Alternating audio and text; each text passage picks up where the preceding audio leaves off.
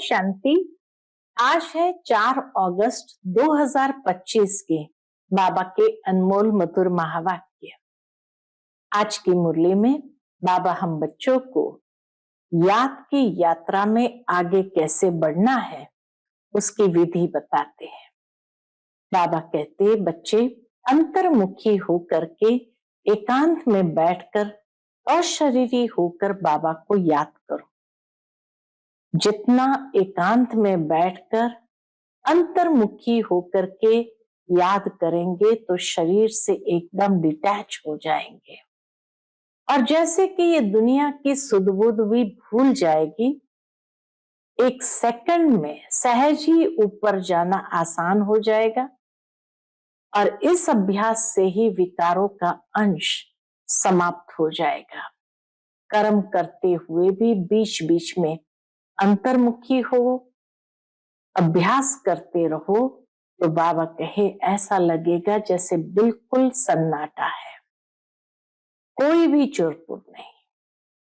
साथ ही साथ बाबा कहे फिर ज्ञान का सिमरन भी करना है। इस सृष्टि चक्र के आदि मध्य अंत को भी सिमरन करना है, अर्थात तुम बच्चों को स्वदर्शन चक्रधारी भी बनना है। तो एक है अशरीरी होकर के बाप को याद करना और दूसरा स्वदर्शन चक्रधारी बनना, और उसके लिए मुख्य धारणा है अंतर्मुखता की स्थिति। तो बाबा कहे इस कांटों के जंगल में भी तुम किंग ऑफ फ्लावर्स बन जाएंगे। सुनते हैं बाबा के आज के अनमोल मधुर महावाक्य। ओम शांति। मीठे बच्चे, बाबा आए हैं तुम्हें किंग ऑफ फ्लावर बनाने, इसलिए विकारों की कोई भी बदबू नहीं होनी चाहिए। आज की मुरली से प्रश्न है, विकारों का अंश समाप्त करने के लिए कौन सा पुरुषार्थ करना है? उत्तर है निरंतर अंतर्मुखी रहने का पुरुषार्थ करो। अंतर्मुख अर्थात सेकंड में शरीर से डिटैच, इस दुनिया की सुध-बुध बिल्कुल भूल जाए। एक सेकंड में ऊपर जाना और आना, इस अभ्यास से विकारों का अंश समाप्त हो जाएगा। कर्म करते करते बीच बीच में अंतर्मुखी हो जाओ, ऐसा लगे जैसे बिल्कुल सन्नाटा है, कोई भी चुरपुर नहीं, यह सृष्टि तो जैसे है ही नहीं। ओम शांति। यहाँ हर एक को बिठाया जाता है कि अशरीरी हो, बाप की याद में बैठो और साथ साथ यह जो सृष्टि चक्र है उनको भी याद करो। भगवान वाच है ना, मनुष्य तो कह देते, क्या कहते हैं, ईश्वर तेरी माया बड़ी प्रबल है। न ईश्वर को न माया को समझते हैं। अब ईश्वर की माया कहां से आई? तो बाबा कहते न ईश्वर को न माया को समझते हैं। किसके पास धन होगा? कहेंगे इनके पास माया बहुत है। वास्तव में माया 5 विकारों को कहा जाता है, जिसको रावण भी कहा जाता है। जैसे अंगद के लिए भी दिखाते हैं, उनको रावण ने हिलाया परंतु हिला न सका, दृष्टांत बना दिए हैं, बाकी कोई चीज है नहीं। बाप कहते माया तुमको कितना भी हिलाए परंतु तुम स्थिर रहो। रावण, हनुमान, अंगद आदि ये सब दृष्टांत बना दिए हैं, जिनका अर्थ तुम बच्चे जानते हो। ब्रह्मरी का भी दृष्टांत है। ब्रह्मरी और ब्राह्मणी राशि मिलती है।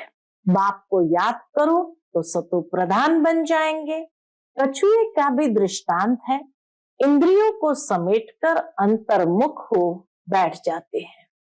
तुमको भी बाप कहते हैं भल कर्म करो फिर अंतर्मुख हो जाओ, जैसे कि ये सृष्टि है नहीं, चुरपुर बंद हो जाती है। बाप कहते ये सब छोड़ अभी अंतर्मुखी हो जाओ, बस सब कुछ भूल करके अंतर्मुख हो जाओ, जैसे कि ये सृष्टि है ही नहीं। अपने को देखो, हम लायक बने हैं? कोई विकार तो नहीं सताता है? हम बाप को याद करते हैं? हम आत्मा है, हमारा वो बाप है। हमको तो एकदम किंग ऑफ फ्लावर, बिल्कुल खुशबूदार बनना है, कोई बदबू न रहे, बुरे ख्यालात निकल जाने चाहिए। माया के तूफान गिराने के लिए बहुत आएंगे, कर्मेंद्रिय से कोई विकर्म नहीं करना है। ऐसे ऐसे अपने को पक्का करना है, अपने को सुधारना है। कोई भी देहधारी को मुझे याद नहीं करना है। अंदर में ये पक्का करो, मुझे कोई भी देहधारी को याद नहीं करना है। बाप कहते अपने को आत्मा समझ मुझे याद करो। शरीर निर्वाह अर्थ कर्म भी भल करो, उसमें भी टाइम निकाल सकते हो। भोजन खाने समय भी बाप की महिमा करते रहो। बाबा को याद कर खाने से भोजन भी पवित्र हो जाता है। जब बाप को निरंतर याद करेंगे तब याद से ही बहुत जन्मों के पाप कटेंगे और तुम सतो प्रधान बनेंगे। देखना है कितना सच्चा सोना बना हूं। आज कितना घंटा याद में रहा, चेक करो। आत्मनिरीक्षण करना है कि आज कितना घंटा याद में रहा। कल 3 घंटा याद में रहा, आज 2 घंटा रहा, ये तो आज घाटा हो गया। उतरना और चढ़ना होता रहेगा। कार्ड देखने से पता चलता है कि उतरना चढ़ना हो रहा है। यात्रा पर जाते हैं तो कहाँ ऊंचे कहाँ नीचे होते हैं।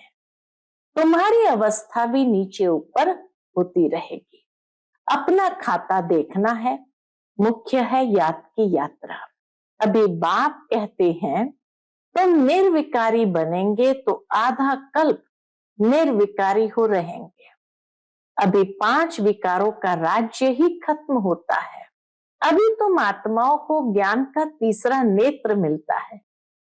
बाप ही देते हैं, तिलक भी मस्तक पर देते हैं। अभी आत्मा को ज्ञान मिल रहा है। इसके लिए जैसे बैरिस्ट्री पढ़ते हैं तो पढ़कर अपने आप को आप ही बैरिस्ट्री का तिलक देते हैं। पढ़ेंगे तो तिलक मिलेगा, आशीर्वाद से थोड़ी मिलेगा। पढ़ेंगे तो राज तिलक मिलेगा, आशीर्वाद से थोड़ी मिल जाएगा। फिर तो सबके ऊपर टीचर कृपा करे, फिर तो सबके ऊपर टीचर कृपा करे, सब पास हो जाए। बाप को याद करेंगे तो विकर्म विनाश होंगे। अब जैसे बाप कल्याणकारी है वैसे तुम बच्चों को भी कल्याणकारी बनना है, सबको रास्ता बताना है। बाप तो राय बहुत अच्छी देते, एक ही बात समझाओ कि सर्वश्रेष्ठ शिरोमणि श्रीमद् भगवत गीता की इतनी महिमा क्यों है। भगवान की ही श्रेष्ठ मत है। तुमको बाप कहते हैं, एक बाप को याद करो तो पाप कट जाएंगे। बाकी और कोई बातें हैं नहीं। अभी तुम समझते हो रावण कोई ऐसा मनुष्य नहीं है। रावण कोई ऐसा मनुष्य नहीं है। यह तो विकारों की प्रवेशता हो जाती है तो रावण संप्रदाय कहा जाता है। प्रतिज्ञा कर फिर विकारी बन पड़ते हो। अच्छा, मीठे मीठे सिकिलते बच्चों प्रति माता पिता बाप दादा का याद प्यार और गुड मॉर्निंग। रूहानी बाप की रूहानी बच्चों को नमस्ते। हम सभी रूहानी बच्चों की रूहानी माता पिता बाप दादा को याद प्यार, गुड मॉर्निंग और नमस्ते नमस्ते। शुक्रिया बाबा, शुक्रिया। आज की मुरली से धारणा के लिए मुख्य सार है। पहली पॉइंट, अविनाशी ज्ञान धन स्वयं में धारण कर फिर दान करना है। पढ़ाई से अपने आप को स्वयं ही राज तिलक देना है। जैसे बाप कल्याणकारी है वैसे कल्याणकारी बनना है। दूसरी पॉइंट, खाने पीने की पूरी पूरी परहेज रखनी है। कभी भी आंखें धोखा न दे, ये संभाल करनी है। अपने को सुधारना है, कर्मेंद्रिय से कोई भी विकर्म नहीं करना है। आज का बाप दादा का मधुर वरदान हम बच्चों के प्रति है, मनसा शक्ति के अनुभव द्वारा विशाल कार्य में सदा सहयोगी भव। मनसा शक्ति के अनुभव द्वारा विशाल कार्य में सदा सहयोगी भव। प्रकृति को, तमोगुणी आत्माओं के वाइब्रेशंस को परिवर्तन करना तथा खुले नाहक वायुमंडल वाइब्रेशन में स्वयं को सेफ रखना, अन्य आत्माओं को सहयोग देना, नई सृष्टि में नई रचना का योग बल से प्रारंभ करना, इन सब विशाल कार्यों के लिए मनसा शक्ति की आवश्यकता है। मनसा शक्ति द्वारा ही स्वयं की अंत सुहानी होगी। मनसा शक्ति अर्थात श्रेष्ठ संकल्प शक्ति। एक के साथ लाइन क्लियर। अभी इसके अनुभवी बनो, तब बेहद के कार्य में सहयोगी बन बेहद विश्व के राज्य अधिकारी बनेंगे। आज का स्लोगन है, निर्भयता और नम्रता ही योगी व ज्ञानी आत्मा का स्वरूप है। निर्भयता और नम्रता ही योगी व ज्ञानी आत्मा का स्वरूप है। आज का व्यक्त इशारा है, सहज योगी बनना है तो परमात्म प्यार के अनुभवी बनो। सहज योगी बनना है तो परमात्म प्यार के अनुभवी बनो। परमात्म प्यार आनंदमय झूला है। इस सुखदायी झूले में झूलते सदा परमात्मा प्यार में लवलीन रहो, तो कभी कोई परिस्थिति व माया की हलचल आ नहीं सकती। परमात्मा प्यार अखुट है, अटल है, इतना है जो सर्व को प्राप्त हो सकता है। लेकिन परमात्मा प्यार प्राप्त करने की विधि है न्यारा बनना। जितना न्यारा बनेंगे उतना परमात्मा प्यार का अधिकार प्राप्त होगा। जितना न्यारा बनेंगे उतना परमात्मा प्यार का अधिकार प्राप्त होगा। अच्छा, ओम शांति।